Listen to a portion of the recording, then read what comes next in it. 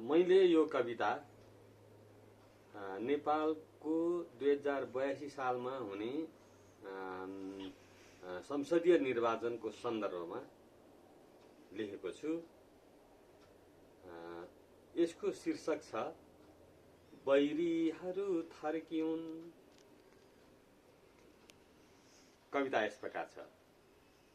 धेरै नै रमिता छ देशभरमा, छन् भिडमा मानिस, कोहीले मसिनो मिजाससँगले बोल्छन् कुनै कर्कश,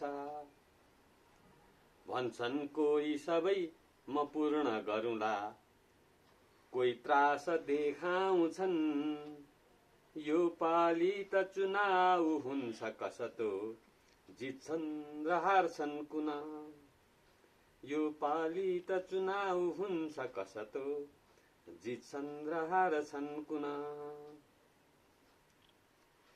गाली छन् कतिका तिखा सुईहरू, घोच्छन् कि जस्तो हुने, नौनी झैं कतिका सुकोमल थुङ्गा, बास्ना बनिस पर्सिने,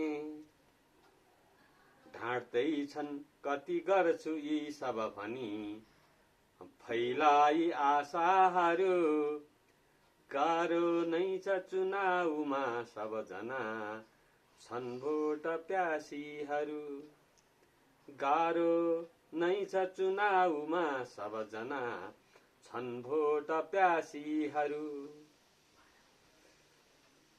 पार्टी छन् गनिसक्नु छैन कति छन्, मै जित्छु भन्ने सबै, झण्डा बोकी हिँडे सबै घर घरै, लर्को छ जन्ती हुँदै, झण्डा बोकी हिँडे सबै घर घरै, लर्को छ जन्ती हुँदै।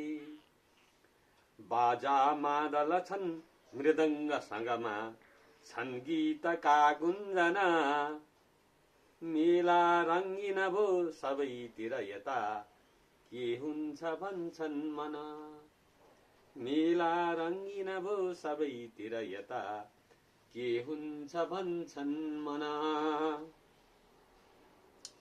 साँचो चाहिँ इतिहास छैन अब यो, पल्टाई हेरे हुने, हाम्रो देश समाज उन्नत हुने, देखिन्न चाला कुनै, केलाई म भनौ यहाँ अब हुने, होला परिवर्तन, केलाई म भनौ यहाँ अब हुने, होला नयाँ होला परिवर्तन। नेपाली जन टाढिँदैछ युगको पाटो बिताइकन, नेपाली जन टाढिँदैछ युगको पाटो बिताइकन। अब अन्तिम श्लोक। आफै शङ्कर छन् सबै जनहरू, टेर्दैन कोही पनि, छैनन् कानुनका कुनै भरहरू, रुन्चे भयो यो पनि, छैनन् कानुनका कुनै भरहरू, रुन्चे भयो यो पनि। ठोकौं भोट तथापि गोली बनियोस्, बैरीहरू थर्किउन्, ठोकौं भोट तथापि गोली बनियोस्, बैरीहरू थर्किउन्, नेपाली जन सत्यमा छ अब यो, धोकेहरू फर्किउन्, नेपाली जन सत्यमा छ अब यो, धोकेहरू फर्किउन्, धोकेहरू फर्किउन्, धोकेहरू फर्किउन्। धन्यवाद।